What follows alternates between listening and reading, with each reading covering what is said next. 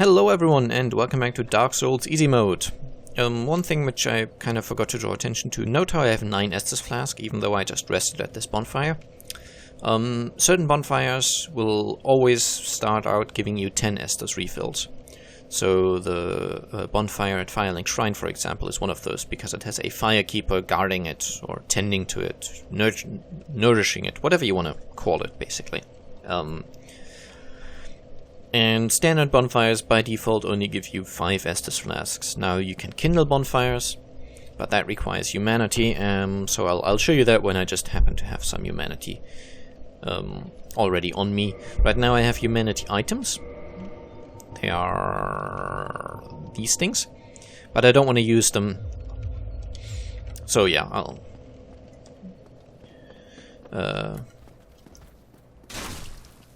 I'll show you kindling and getting more Estus refills at a later point.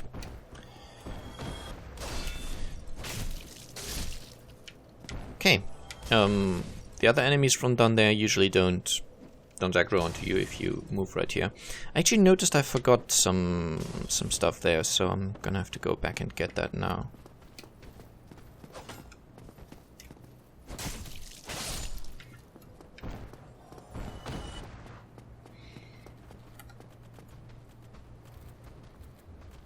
Go on, attack. Thank you.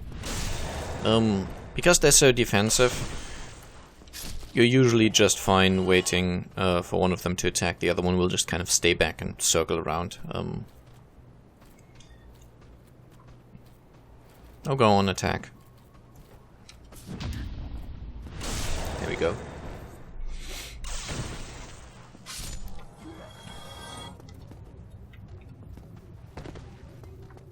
I actually forgot to go further down this way here. Hello. Oh dear, I messed up that riposte. Or that parry, rather. Doesn't matter, still dead.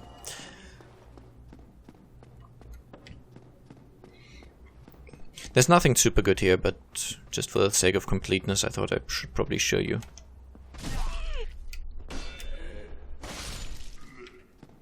Okay, you just, guess you might have noticed that earlier already. Early game enemies tend to have no poise. And what poise does is it prevents you from being interrupted by an attack. So if I start my swing but he hits me before I finish it, because I have no poise, my swing will be interrupted. And similarly, if they start their swing but I hit them before they finish it, they will be interrupted. And poise means basically that you can take more damage before you're being interrupted, which can be a very useful thing. I don't know if I should mention this, but there is a possible sequence break here. You can... Well, that ledge I just didn't land on. You can land on if you roll there correctly. It's a bit finicky to get, and then you can jump off and land down there on that street below me. Right, you can see the right part of the screen is currently occupied by, well, the place where you can land, which is, again, another large sequence break. It's always hard to say whether these were intentional or not, because the level design in these games is so deliberate that it always feels like maybe they actually meant to include this, or maybe they didn't. But point is, it's possible to do that, but I'm not going to, essentially. I'll show you the intended route. It doesn't require anything super special. And this is where I told you at some earlier point that this jump wasn't really possible. You get there by jumping from that other roof. And here you have a crossbow and some bolts. Crossbow's not super useful in this game because...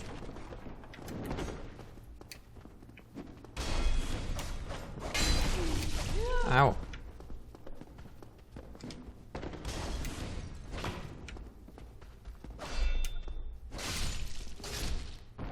There you go. Because crossbows don't have any free aiming options like a bow does. So with a bow you can...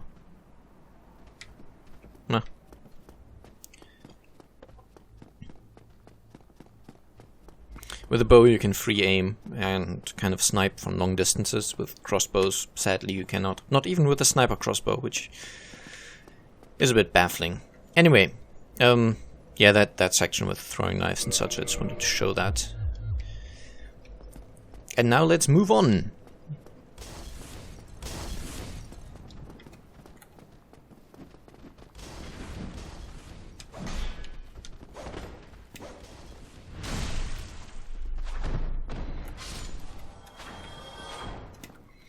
In this room it can be very worthwhile to go for backstabs or riposts. The advantage being that while you're in a backstab animation, just like this, the entirety of the animation gives you invincibility. So while you're backstabbing one enemy, the other two enemies that are around in this room, they could very well take swings at you, but they'll just go straight through you. You do not take any damage from them, which is very, very nice.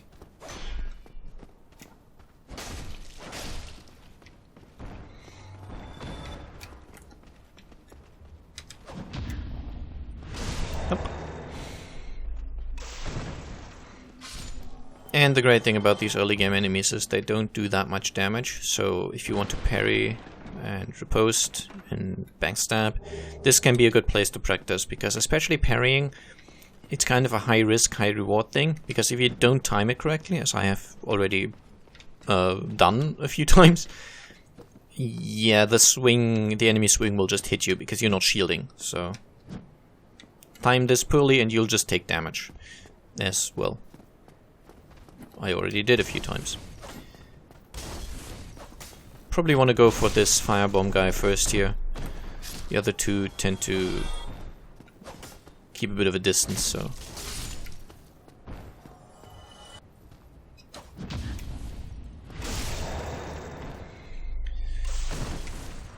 I find it the easiest way to deal with these guys.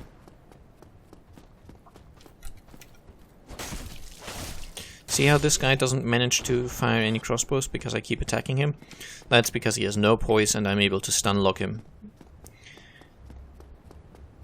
So, yeah, something to bear in mind, I guess. There is some nasty screen tearing in this game, sadly.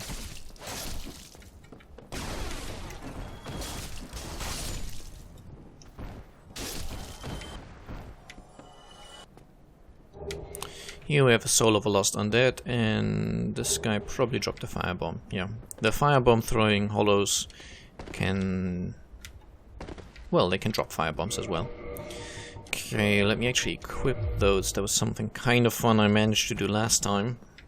Not sure if it'll work again this nicely or if I just got lucky, but we'll see. And here, this this you can only access if... ugh, my voice is dying on me. If you either got the master key or bought the residence key. And these three yellow gold pine resins, not yellow, gold, they're actually quite valuable items, so yeah. Okay, spear guys already aggroed onto me. These guys, you can aggro them all separately, so just be patient. This game really rewards patience and careful play. One mistake that a lot of people I see playing this game make is they see the combat system and think this is an action game. So it's like Darksiders or Devil May Cry, where the upgrades aren't that useful, where they're kind of minor minor things that make your character a little better, but nothing super good. And so, especially new players tend to ignore the RPG elements of this game a fair bit, I've noticed. And that's a huge mistake to make. Actually, let me trigger this first. So you see there's a guy up there with a barrel, and as you approach, he lights the barrel on fire, kicks it down. He does quite often kill himself with the barrel as well, which just seems a bit silly. But yeah. Oh yeah, point about RPG elements. This game has, you know, level ups and an upgrade system to your weapons and armor and all that. The more of those features you ignore, the harder you make the game for yourself. Which can be fun if you like that sort of thing. I mean, I've done runs where I haven't leveled up, for example. And that can be interesting, and can be a lot of fun and challenging.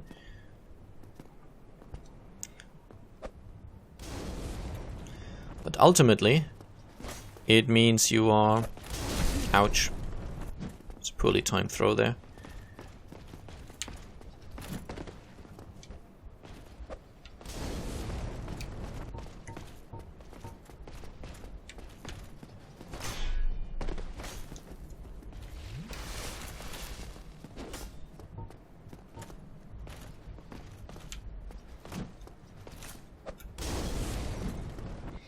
By the way, I could kill this guy without using a firebomb, so just... See? I'm doing 65 for the backstab. Yeah, hey. I don't know really why I'm using firebombs, probably just because I can. Keep in mind that if he blocks, he will not be taking much damage from the firebombs, because his shield has a very good fire resistance.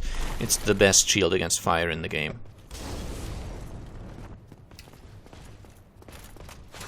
But otherwise, you can just circle strafe and go for backstabs. You can even parry and repose them, but his swings do a lot of damage, so that's a bit risky. But yeah, this works. It's a good use for those firebombs, since you have them anyway.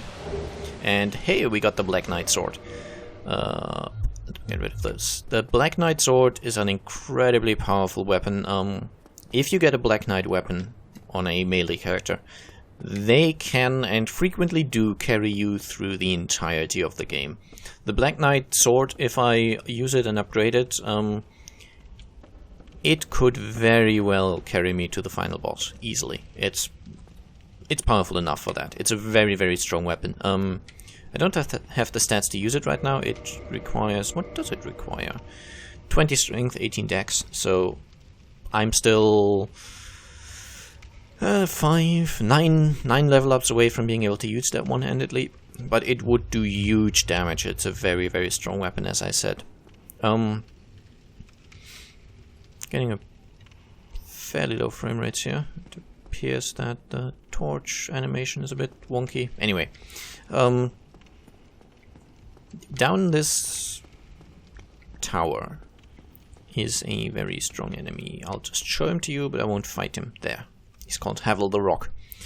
He is very well armored, carries a weapon that can probably one-hit you at starting level and starting equipment, or at least almost one-hit you. It's very difficult to block. He can be parried and backstabbed, so that's nice. But if I had gone past that Black Knight who jumped to his death earlier, which I told you to keep in mind, because I'll refer to it on occasion, that door is basically one of the points where I could have gone out. And then that would have allowed me to skip the entire encounter with the dragon and all the stuff I've done so far in this area. And I could just walk up here and open this door, which does require the master key, so if you don't have that, you couldn't do that. That NPC down there, once you've upgraded your character a bit, you can go fight him. He drops a very nice ring. I mean, again, if you know what you're doing, you can fight him with your base character quite easily. But if you don't know what you're doing, it's going to be very frustrating, because he's not really meant to be fought this early. Okay, it's almost boss time. But first, let's deal with this barrel. Because there's a crystal lizard here. These guys, they have been in, or variations of them have been in all the Souls games so far. The idea is that instead of trying to fight you, they just run away. They have 8 legs, kind of cute. And if they manage to get far enough away from you, they can burrow into the ground and they're gone, basically. In this particular game, you can make them respawn by just quitting and reloading. So you don't ever lose them for good, basically. If you don't hit them, or you don't notice and it just gets away, or you don't make it there in time because other enemies are still distracting you, you can always quit the game, reload, and they will respawn. All other enemies, of course, will remain dead. If I now quit the game and reload, enemies I've already killed will still be dead. but the crystal lizards, unless you've already killed them, they will just reset to their standard location, which is nice, so you can't really miss them properly. Something is eating my frame rate here, which is sad, because the game is already just running at 30 FPS, barely. You can use FPS Unlocker in the S-Fix to set the game to 60 FPS, or more if you like. The problem is that being a very, very poorly made console port, 60 FPS can really break the game. It affects your jumping and your parrying animations, and it means that sometimes you slide down a ladder and you just kind of keep sliding and fall through the world and die. Stuff like that. I'd say it's not very fun. So you don't have to have those issues. Lots of people play with the 60 FPS and it works just fine. I myself, the very first time I used it just to give it a test, I just got unlucky in the first ladder. I slid down, didn't have collision, I fell down, and since then I've never used it. Okay, we're now in a boss arena, but the boss hasn't actually spawned yet. Which is nice because it means you can get rid of these crossbow dudes first. And this is also one location where gold pine resin comes in handy. Now you only get 3 of them, but might as well use one of them for this boss. There's various ways to fight him. I'll get into them in a bit. First thing, as you move across this bridge, he will start spawning. He will just jump down from up there, the Taurus demon. You'll see him in all his glory in just a second. Basically, once you've triggered him, run back, go up the ladder.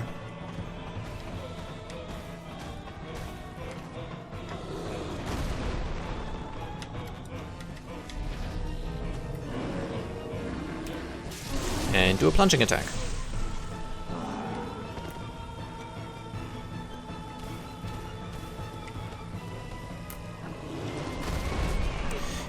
Yeah, this jumping attack, by the way, has a bit of a lingering hitbox, so it's not exactly easy to dodge it.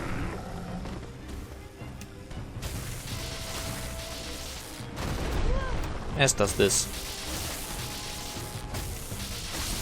But he's quite weak to the lightning damage from the pine resin, so an easy way to kill him is just buff your weapon and take swings at him like I did.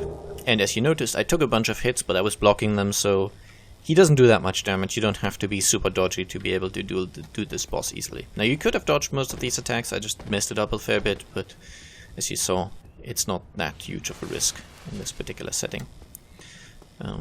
Yeah, pine resin will wear off at some point. Basically it gives you bonus lightning damage on your weapon attacks, and those are very good against this boss. Oh yeah, I was going to go into various ways to fight him. The least reliable but probably fastest way is to trigger his backstep animation, which on occasion he does when you're very close to him. He will try to gain some distance by doing something like this, just taking a step back. And if you trigger that when he's kind of like here, as you can imagine, if I take a step back when I'm standing like this, I will jump straight off the edge there and die. And the boss can actually do that. That can totally happen. Second way is to just repeatedly do the plunging attack that I did once. Once you've plunged down onto him, you can run back to this far part of the fight and kind of trigger maybe a jumping attack, run underneath him and just get back to the ladder before he gets back. So you can jump it up, you can climb up the ladder in peace and just do another plunging attack. You can fight him on this bridge like I did, just kind of dodge or block his attacks and take swings. And lastly, you can climb up the ladder and wait for him. He can eventually jump up there. It gives you a smaller but more circular arena, which might be more comfortable for certain players to fight in. Now, this episode's getting a bit long. I don't want to make these too long. Kind of want to keep them bite-sized, but we're almost to the next section anyway.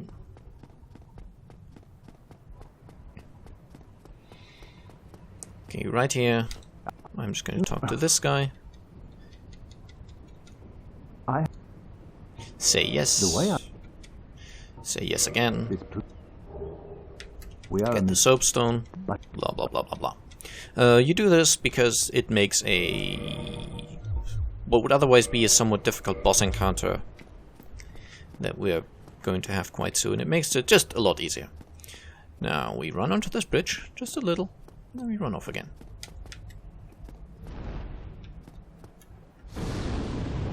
Think I'm safe here? Yes, I am. Because it makes the dragon spawn.